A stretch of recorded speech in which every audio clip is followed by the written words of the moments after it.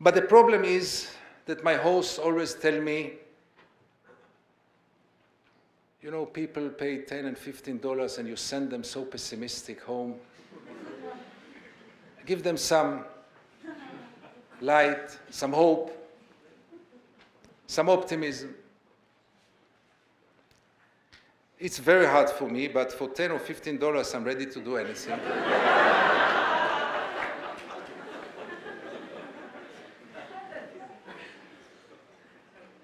So first of all, I can say that in this part of the world, in the Middle East, one should be realistic enough to believe in miracles. If this is not enough,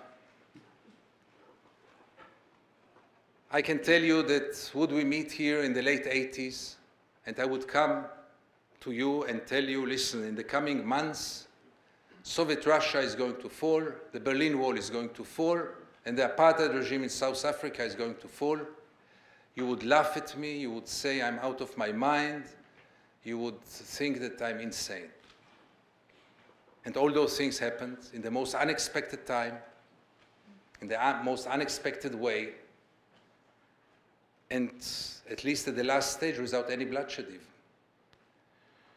So I believe that rotten regimes are falling by themselves, and the occupation is a rotten regime, very rotten, and maybe it will fall by itself. The problem is that around the Berlin Wall, and in Soviet Russia, in this big Soviet Russia, and even in South Africa, there were no 300 to 500,000 settlers to be evacuated. And that's maybe the main obstacle. This project, which I understand that Canada is also contributing to, or at least some Canadians, was about to prevent any settlement, and is a hell of a success because it does prevent any settlement or any chances for settlement. But speaking about hope, I must also say that as pessimistic as I might sound, with very little hope from the world and very little hope, and much less hope from within Israel. On the other hand, the fact that I'm here, the fact that I continue with my whistling in the darkness is maybe a sign that I didn't lose hope. I truly believe that civil societies overseas, and in Israel, but in Israel, as I said, it hardly exists, a civil society, can play a role now. Because there is this gap between the governments and the public opinions. And it's exactly the role of civil societies to try to overbridge this gap, especially in democracies, when it's supposed to be possible. Cannot be that governments will ignore sentiments in Europe. Remember this night in Cast Lead, when all the leaders of the EU came to Jerusalem to have dinner with Ehud Olmert, the prime minister then, not even bothering to go to Gaza and see what's going on there, and applauding the Israeli prime minister. One prime minister, I think it was the Czech prime minister, even postponed his flight because he said it was one of the most amazing evenings he have ever witnessed. This should not be accepted, I think, by public opinions who saw what happened in Cast Lead, who saw what happened in the flotilla. What was the flotilla if not a mini Cast Lead? Again, the same method, using force as first option, feeling and having that we have the right to do whatever we want, wherever we want, including international water, and then victimizing ourselves. Because if you ask any Israeli, he will tell you those boats, this flotilla was on its way to destroy Israel. They will all call those activists terrorists. Even though I ask at least my colleagues in one of the debate shows on the Israeli TV, I asked them, let's be professional, let's forget about the ideology. Terrorism has a very clear definition. Did they harm civilians? Did they threaten civilians, those activists? Were they armed with hot weapons, how can we call them terrorists? But they are terrorists in the Israeli media altogether.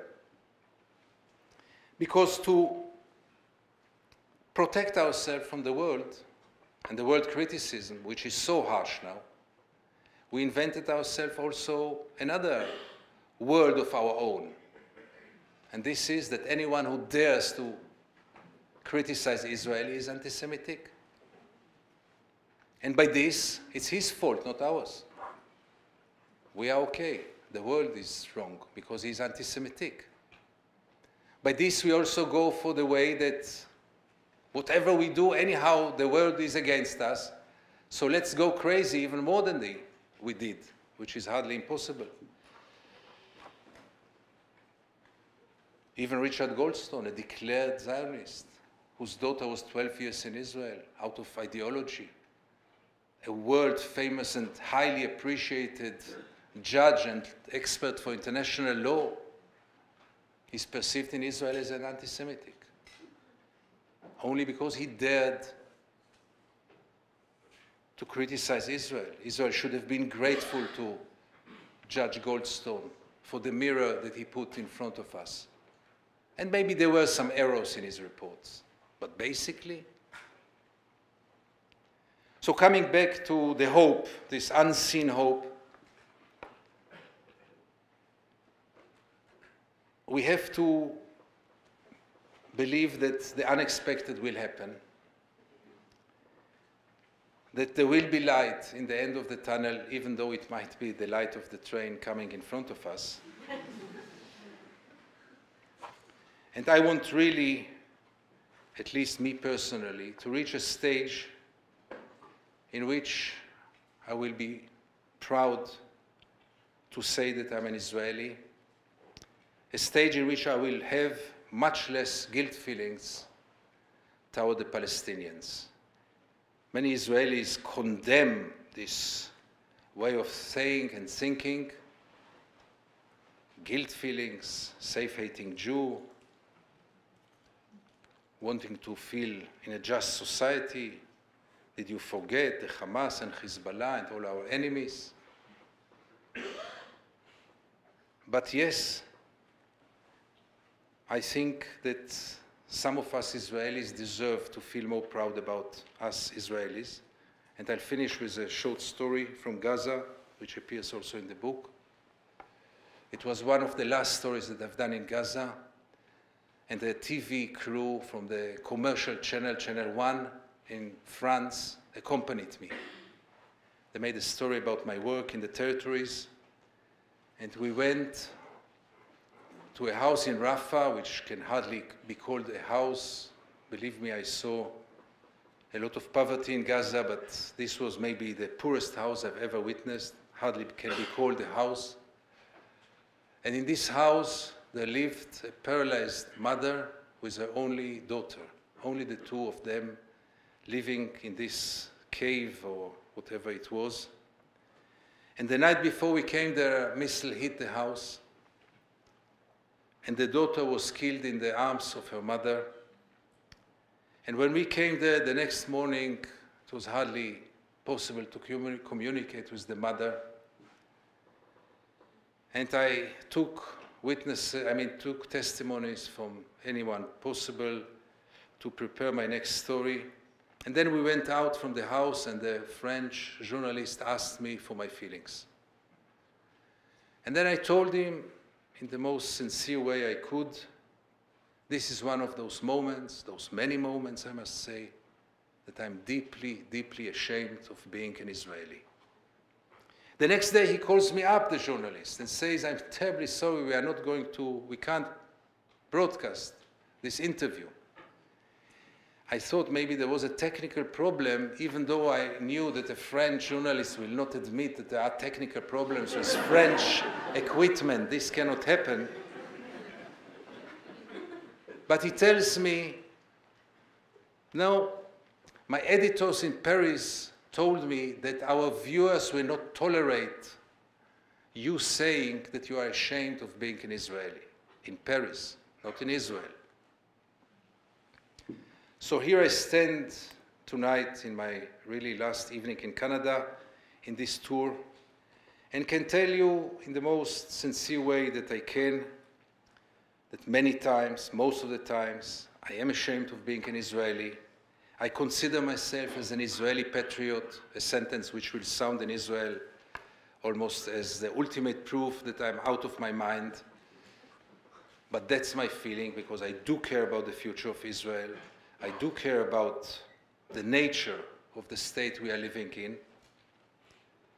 But I am deeply ashamed of being an Israeli. I carry deep guilt feelings toward the Palestinian people for what we have done to them. And we have to really hope for the good. And I can tell you that evenings like I had here in Canada, with this level of being involved and caring, and above all, the level of knowledge that I met here, give me some hope for a better future. Thank you very much.